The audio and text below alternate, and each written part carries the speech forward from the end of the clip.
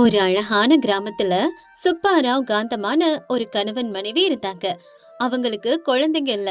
ஆனா அவங்களுக்குள்ள நடக்கிற சண்டைய ஊரே வேடிக்கை பார்க்கும். அதுக்கு காரணம் அவங்களோட குணாதிசயங்கள் தான். சுப்பாராவ் பயங்கரமான சாப்பாட்டு ராமன். ஆனா காந்தம்மா பயங்கரமான கஞ்ச புடிச்சவ. ஒரு நாள் காலையில சுப்பாராவ் திண்ணையில உட்காந்து பல்லு விளக்கிட்டு இருக்க, காந்தம்மா அடுப்புல சமையல் செஞ்சுட்டு இருந்தா. அப்ப பக்கத்து வீட்டு சத்துமா ஒரு சின்ன கிணத்து எடுத்துட்டு அங்க வர்றா. அப்ப இப்படி பேசிக்கிறாங்க. காந்தம்மாக்கா, என்ன பண்ணிட்டு இருக்கீங்க?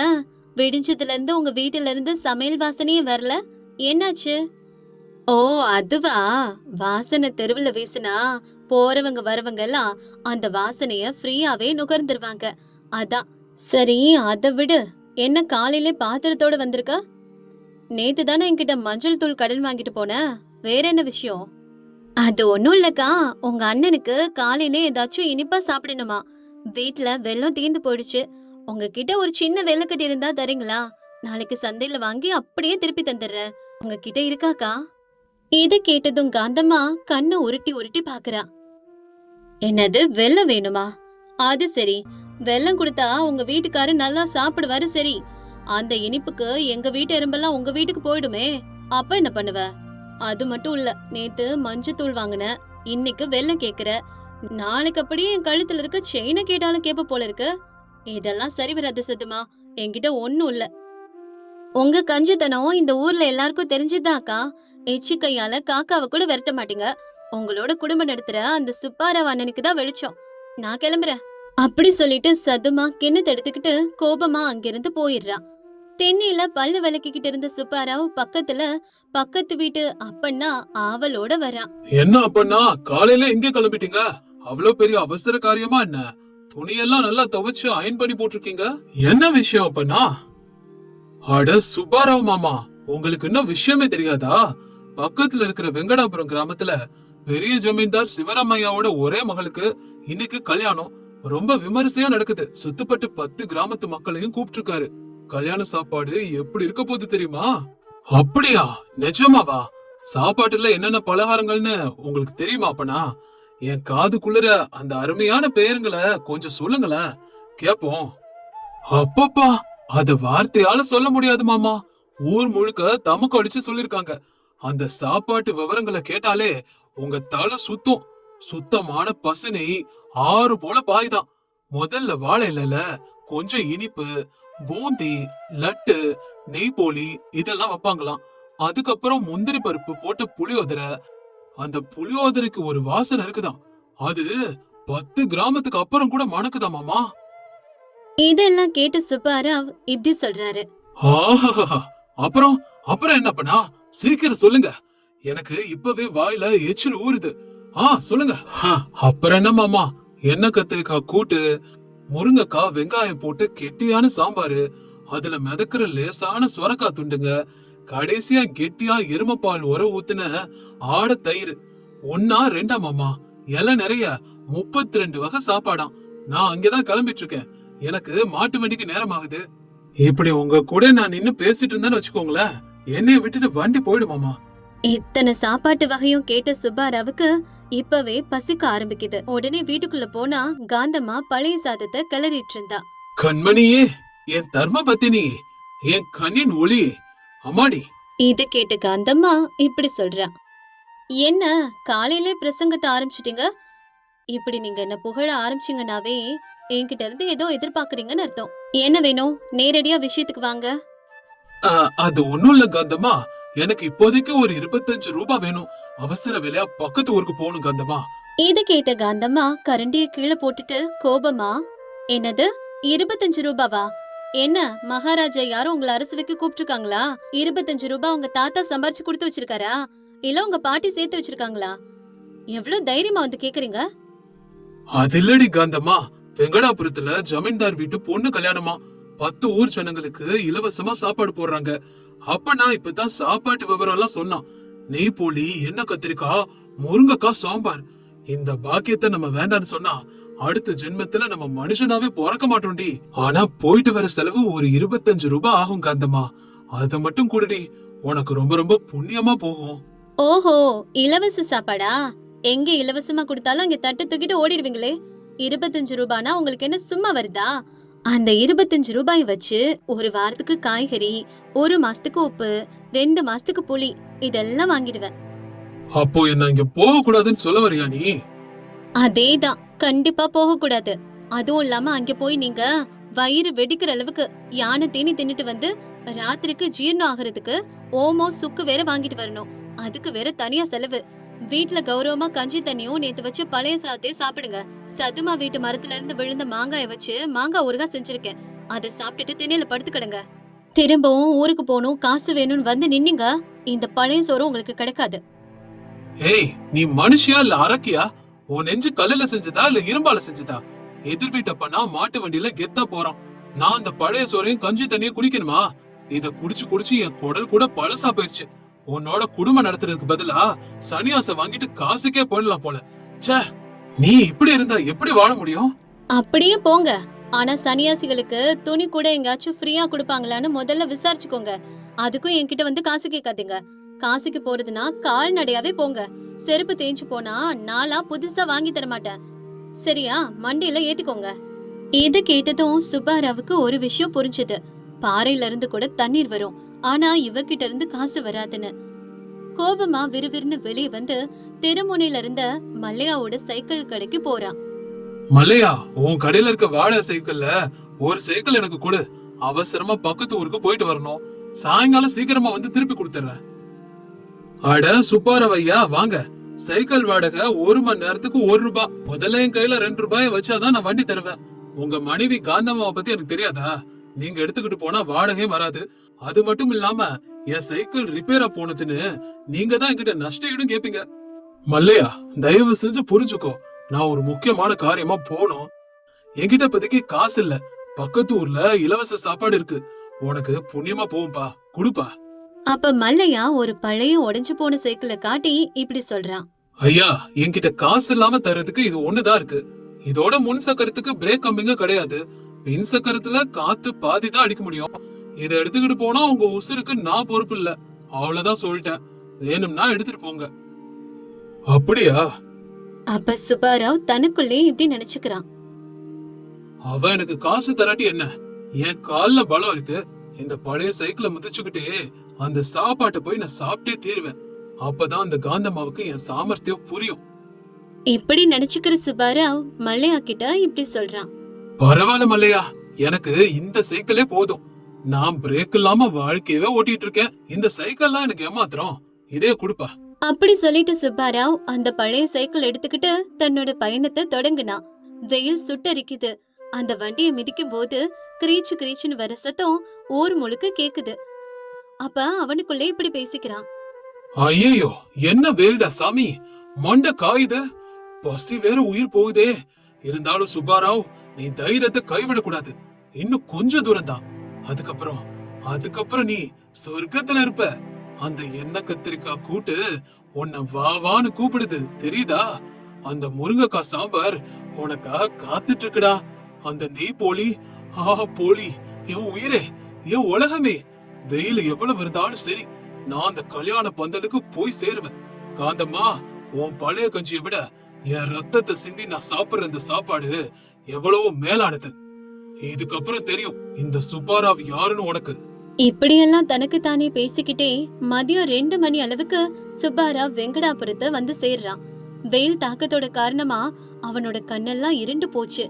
கல்யாண பந்தல பார்த்ததும் உயிர் வந்தது மாதிரி சைக்கிளை அப்படியே போட்டுட்டு ஓடி வர்றான். ஆனா அங்க போய் பார்த்தா கல்யாண பந்தல் முழுசா காலியா இருக்கு. தரையில எச்சி இலை மட்டும்தான் இருந்துச்சு. அங்க இருந்த சமையல்காரர்கிட்ட இப்படி கேக்குறான். ஐயா பெரியவரு, சாப்பாடு, அந்த அரிசுவ சாப்பாடு எங்க போடுறாங்க? நான் எங்க இப்ப போய் உட்காரணும்? சாப்பாடா? ஐயா, சாப்பாடு காலையில 11 மணிக்கே தொடங்கி மதியம் 1 மணிக்கே முடிஞ்சிடுச்சு. இந்த சுத்துப்பத்துல இருக்க 10 கிராமத்து ஜனங்களும் வந்து சாப்பிட்டுட்டு போயிட்டாங்க. சமைச்ச 32 வகை சாப்பாடையும் தடையுமே இல்லாம காலி பண்ணிட்டாங்க ஐயா.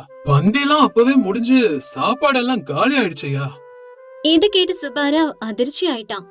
ஒரே ஒரு நெய் போலி, குறைஞ்சது ஒரு பாதி போலி கூட இல்லையா ஐயா? போலியா? ஐயா, நீங்க ரொம்ப லேட்டா வந்துட்டீங்க. கடைசியா அந்த பக்கத்துல இருக்க தண்ணி பானையில கூட தண்ணி இல்ல. எல்லாம் தீர்ந்துருச்சு. எல்லாமே காலியா. அந்த வார்த்தைகளை கேட்டதும் சுப்பாராவுக்கு உலகமே சுத்துற மாதிரி ஆயிடுச்சு.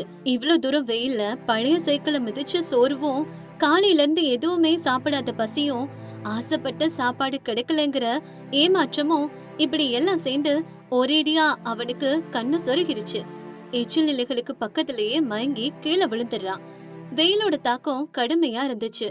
அங்கிருந்த அப்பண்ணாவும் சுப்பாரா ஊர்க்காரங்க சிலரும் அவனை அடையாளம் கண்டு பதட்டத்தோட ஊர்ல இருக்க காந்தம்மாவுக்கு தகவல் அனுப்புனாங்க. புருஷனோட நிலைமைய கேட்டதும் காந்தம்மா கதறி அழுதுகிட்டே ஊருக்கு வெளியில நிக்கிற ஒரு குதிரை வண்டிக்காரர்கிட்ட வந்து பேசுறான். தம்பி, என் புருஷன் பக்கத்து ஊர்ல உயிருக்கு போராடிட்டு இருக்காராம். சீக்கிரம் வண்டி எடுப்பா, என் புருஷனை போய் கூட்டிட்டு வரணும். இங்க பாருங்க காந்தம்மா, மதிய நேரத்துல நான் என் குதிரைய வெளியில கூட்டிட்டு போக மாட்டேன். அவசரம்னு சொல்றீங்க, அதான் வர்றேன். வழியெல்லாம் குண்டு குழியுமா இருக்கு. போயிட்டு வர்றதுக்கு ஒரு 500 ரூபாய் ஆகும். இதுல குறைக்கிறதுக்கு பேச்சே இல்ல. ஒரு பைசா குறைஞ்சாலும் வண்டி எடுக்க மாட்டேன், அவ்வளவுதான். 500 ரூபாயா? அட கடவுளே, 500 ரூபான்னு அந்த ஊர்ல பாதி வீட்டையே வாங்கிடலாமே. ரொம்ப அதிகமா இருக்கு, கொஞ்சம் குறைச்சு சொல்லு தம்பி. ஒரு 2 ரூபாய் தரட்டுமா? எனது 2 ரூபாயா? அத வச்சுக்கிட்டு நீயே நடந்து போய் உன் முதுகுல உன் புருஷனை தூக்கிட்டு வா. எனக்கு ஒண்ணும் நஷ்டம் இல்ல. 2 ரூபாயாம்ல. அப்போ அங்க வர சத்துமா இப்படி சொல்றா. காந்தமாக்கா, கஞ்சத்தனம் ரொம்ப அதிகமா போக கூடாது. புருஷன் உயிர் அங்க போயிட்டு இருக்கு, நீ 2 ரூபாய்னு பேரை பேசிட்டு இருக்க. காசை விட மனுஷனோட உயிர் தானே முக்கியம். முதல்ல கேக்குற காசு கொடுத்து வண்டியில ஏறு. அப்ப காந்தம்மா அழுதுகிட்டே இப்படி சொல்றா. என் உயிரே போற மாதிரி இருக்கு. இந்த 500 ரூபாய் நான் ரத்த பாடுபட்ட காசு. ஆனா அவரோட உயிருக்கு முன்னாடி இது ஏமாத்திரம். இந்த தம்பி 500 ரூபாய், வண்டி எடு. அதுக்கப்புறம் அந்த குதிரை வண்டியில போய் சுப்பாராவ ஊருக்கு கூட்டிட்டு வந்து ஊர் மருத்துவர் ராமதாஸ் கிட்ட கூட்டிட்டு போறா. வைத்தியர் ராமதாஸ் சுப்பாராவ நாடி புடிச்சு பாத்துட்டு அவனுக்கு சில மருந்தெல்லாம் கொடுத்துட்டு இப்படி சொல்றாரு. காந்தம்மா, உன் புருஷன் வெயில் அலைஞ்சதுனாலதான் அதெல்லாம் வந்திருக்கு. பசியோட ரொம்ப தூரம் பயணம் போயிருக்காரு போல. உயிருக்கே ஆபத்து வந்துருச்சு. சரியான நேரத்துல கூட்டு வந்ததுனால பொழைச்சாரு. சரி, என் வைத்தியத்துக்கும் மருந்துக்கும் சேர்த்து ஒரு 50 ரூபாய் எடு. அதான் என்னோட ஃபீஸ். என்னது 50 ரூபாவா? 2 மருந்து பொட்டலத்தை கொடுத்துட்டு குழந்தை தண்ணிய கொஞ்சம் தெளிச்சதுக்கு 50 ரூபாயா? ரொம்ப அதிகம் வைத்தியரே. வேணும்னா 5 ரூபாய் தரேன்.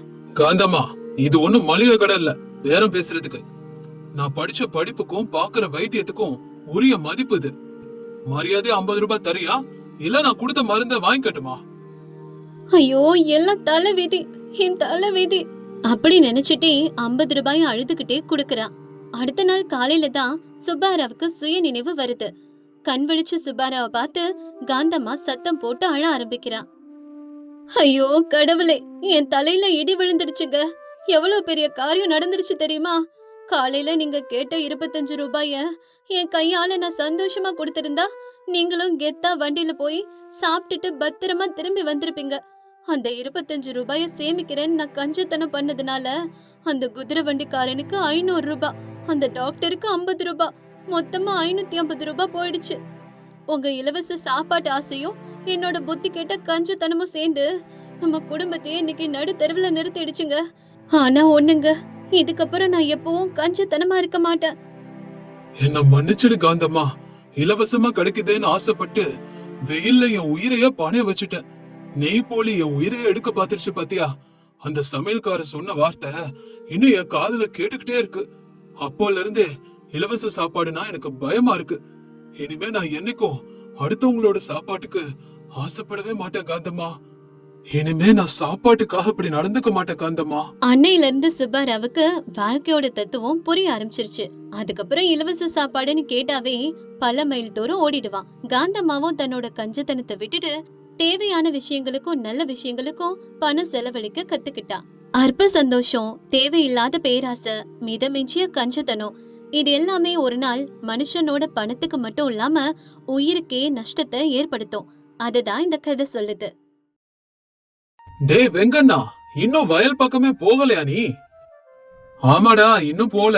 கோவில் மணி அடிச்சிருச்சு. நான் இன்னும் மாட்டுல பாலை கூட கறக்கல. இப்படி வேப்பங்குச்சியால பல்ல தேய்ச்சுக்கிட்டே இந்த 2 பேரும் பேசிட்டு இருக்காங்க. எங்க நடக்குதுன்னு பாக்குறீங்களா? நிம்மதிக்கு ரொம்ப பக்கத்துலயும் வளர்ச்சிக்கு ரொம்ப தூரத்துல இருக்கிற அந்த ஊரோட பேரு தான் சீதாபுரம். வயலுங்களும் குளங்களும் இருக்கிற அழகான சின்ன கிராமம். அங்க இருக்க ஊர்க்காரங்க டவுனை பத்தி பெருசா கவலைப்படுறதில்ல. அவங்க வாழ்க்கை ரொம்ப சாதாரணமா தான் போயிட்டு இருந்துச்சு. ஆனா சந்தோஷத்துக்கு குறைவே இல்ல. காலையிலே பெண்கள் எல்லாம் குடத்தை எடுத்துக்கிட்டு குளத்துல இருந்து தண்ணி எடுத்துட்டு வருவாங்க. ஆண்கள் எல்லாரும் ஏர்மாட்டை பூட்டிட்டு வயலுக்கு கிளம்புவாங்க. பிள்ளைங்க ஸ்கூலுக்கு போகும்போது நடுவுல இருக்க மாமரத்துக்கிட்ட நின்னு விளையாடிட்டு போவாங்க. ரொம்பவே பின்தங்கி இருக்கிறதுனால சமையல் எல்லாம் விறகடுப்புல தான். ஒவ்வொரு வீட்டுல இருக்க பெண்களுக்கும் இந்த விறகடுப்புனால கண்ணெல்லாம் செவந்து தண்ணி கொட்டும். ஐயோ, கண்ணெல்லாம் எரியுதே கடவுளே! இது என்ன புதுசா? வீட்டுல இருக்க ஆம்பளைகளுக்கும் பிள்ளைகளுக்கும் சோறு போடணும்னா இந்த புகையில நம்ம வெந்துதான் ஆகணும். என்ன பண்றது? இங்க இன்னொரு வீட்டுல டவுனுக்கு போய் படிச்சுட்டு வந்த ராமு கிட்ட அவன் அம்மா பேசுறாங்க. உங்க அப்பா நம்மள விட்டு போனதுக்கு அப்புறம் கஷ்டப்பட்டு உன்னை படிக்க வச்ச. நீயும் நல்ல மார்க் வாங்கி பாஸ் பண்ணி எனக்கு மரியாதையை தேடி தந்துட்ட. ரொம்ப சந்தோஷம் பாராமு. அம்மாவுக்கு பெருமையை சேர்த்துட்ட. அப்படி சொல்லி ராமுவ கட்டி அணைச்சுக்கிறாங்க. அம்மா, அப்புறம் ஒரு விஷயம், நான் வேலைக்காக டவுனுக்கு போலமா. நான் இங்கேயே நம்ம ஊர்ல இருந்து நம்ம வயல் வேலைகளை பாத்துக்கிறேன். ரைஸ் மில் வேலையும் கவனிச்சுக்கிறேம்மா. சரியாம்மா? இத கேட்டதும் ராமுவோட அம்மாவுக்கு ரொம்ப சந்தோஷமாயிடுச்சு. விவசாய வேலை செஞ்சுக்கிட்டே அந்த ஊர் மக்களுக்கு தேவையான உதவிகளை செஞ்சு ரொம்ப வேண்டியவனாவும் நல்லவனாவும் இருந்தா ராமு. மகனோட வளர்ச்சியை பார்த்து அம்மாவுக்கு ரொம்ப சந்தோஷமா இருந்துச்சு. ராமு, உனக்கு ஏதாச்சும் வரன் பாக்கட்டுமாப்பா? ராமு ஒரு நிமிஷம் யோசிச்சுட்டு இப்படி சொல்றான். அம்மா, உங்ககிட்ட நான் முதல்ல சொல்லிருக்கணும். நான் டவுன்ல ஒரு பொண்ண காதலிக்கிறேம்மா. இத கேட்ட ராமுவோட அம்மாவுக்கும் ரொம்ப சந்தோஷமா இருக்கு. டவுன் பொண்ணு நம்ம கிராமத்துல இருக்குமாப்பா? நான் அவகிட்ட எல்லாத்தையும் பேசிட்டேம்மா. இங்க இருக்கிறதுல அவளுக்கு எந்த பிரச்சனையும் இல்ல. அதனால நீங்க இத நினைச்சு கவலைப்பட வேணாமா. ராமு அப்படி சொன்னதுக்கு அப்புறம் ராமு லட்சுமியோட கல்யாணம் அந்த ஊரே மெச்சுற அளவுக்கு பிரம்மாண்டமா நடந்துச்சு. அப்படி அந்த ஊருக்குள்ள டவுன் புது மருமக வர்றா. பாக்குறதுக்கு ரொம்ப அழகா இருக்கவும் ஊர்க்காரங்கெல்லாம் இது மாதிரி பேசிக்கிறாங்க. இந்த ராமு பொண்டாட்டி நல்லா செதுக்கி வச்ச சேலை மாதிரி இருக்கா. இப்படி அவங்களுக்குள்ளே ரகசியமா பேசிக்கிட்டாங்க. டவுன்ல இருந்து வந்த படிச்ச பொண்ணுங்கிறதுனால ரொம்ப புத்திசாலியாவும் சுறுசுறுப்பாவும் இருந்தா. கல்யாணம் முடிஞ்ச 2வது நாள் சமையல் அறைக்குள்ள போறா. கொஞ்ச நேரத்திலே பயங்கரமா இருமுறா. ஐயோ, என்னது இது? இது சமையல் கட்டா இல்ல புகை குகைக்குள்ள வந்துட்டுனா? வீடு முழுக்க ஒரே புகை மூட்டமா இருக்கு. என்னது இதெல்லாம்? ஏன் இவ்ளோ புகையா இருக்கு? லட்சுமி அப்படி கேட்டதும் ராமு அம்மா இப்படி சொல்றாங்க. லட்சுமி, நாங்கெல்லாம் இந்த விறகடுப்புல தாமா தினமும் சமைக்கிறோம். எங்களுக்கு இது பழகி போச்சு. அப்படி சொன்ன ராமு அம்மா ஊதுகுழல வச்சு ஊதி காட்டுறாங்க. அத்தை, விறகடுப்புல சமைச்சு ஏன் கஷ்டப்படணும்? கேஸ் அடுப்புல சமைக்கலாம்ல? இத கேட்ட ராமு அம்மா இப்படி சொல்றாங்க. இந்த கேஸ் கீஸ் எல்லாம் நமக்கு எதுக்குமா? அதெல்லாம் டவுனுக்காரங்க வச்சிருக்கிறது, நமக்கு சரிப்படாதுமா. அதுக்கப்புறம் 2 பேரும் இத பத்தி பேசிக்கல. வயல்ல இருந்து ராமு வந்ததும் சாப்பாடு பரிமாறின லட்சுமி இப்படி கேக்குறா. ஏங்க, அது நம்ம ஒரு கேஸ் சிலிண்டர் வாங்கிக்கலாமா? கேஸ் சிலிண்டரா? அதுக்கெல்லாம் ரொம்ப செலவாகுமேடி. ரொம்ப ஈஸியாவும் கிடைக்காது. இப்படி சொல்லிட்டு சாப்பிட ஆரம்பிக்கிறான். ஆனா அடுப்பு புகையில உடம்பு கெட்டு போனா அதுக்கும் செலவாகும் தானே? இத கேட்ட ராமு கொஞ்சம் யோசிக்கிறான். அது அத்தைக்கும் வயசாயிடுச்சு இல்லங்க. இந்த விறகடுப்பு புகையெல்லாம் நுரையீரலுக்குள்ள போனா அவங்களுக்கு ரொம்ப ஆபத்து இல்லையா? அதான் சொல்றேன். அப்படி அந்த புகையால வர்ற விளைவுகளை எடுத்து சொல்றா. ராமுவும் ரொம்ப யோசிச்சுட்டு சம்மதிக்கிறான். ஒரு நாள் டவுனுக்கு போய் கேஸ் சிலிண்டரையும் புது ஸ்டவ் அடுப்பையும் வாங்கிட்டு வர்றான்.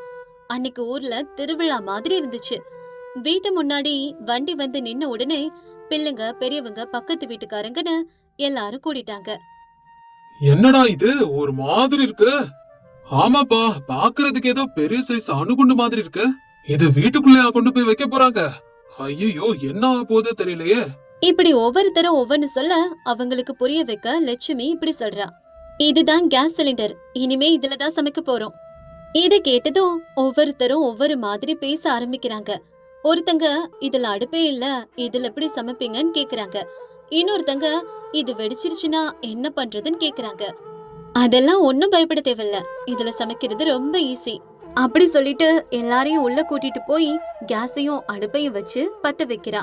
அதுல வர நெருப்ப பார்த்து எல்லாரும் பயப்படுறாங்க. அப்ப ராமுவோட அம்மாவும் பயப்படுறாங்க. ஐயோ ராமு, என்னடா அது நெருப்பு வருது? அவங்க பயத்தை பார்த்து ராமு, அம்மா அதெல்லாம் ஒண்ணும் ஆகாது, பயப்படாத. லட்சுமி, எப்படி பண்ணணும்னு சொல்லி கொடு. ராமு அப்படி சொன்னதும் லட்சுமி ரொம்பவே ஈஸியா சமைச்சு காட்டுறா. புகையும் இல்ல, கண்ணும் எரியல, வேலையும் டக்குன்னு முடிஞ்சது. அப்ப ராமு அம்மா, அடடா, அதுக்குள்ள சமையல் முடிஞ்சிருச்சா? ரொம்ப ஆச்சரியமா இருக்கே. ஆமா அத்த, அவ்வளவுதான், வேலை 5 நிமிஷத்துல நமக்கு முடிஞ்சிரும். இந்த விஷயம் அன்னைக்கே ஊர் முழுசும் பரவ ஆரம்பிச்சது. அடுத்த நாள்ல இருந்து ஒவ்வொருத்தரா லட்சுமி வீட்டுக்கு வர ஆரம்பிச்சாங்க. முதல்ல சந்தேகமா கேட்க வராங்க.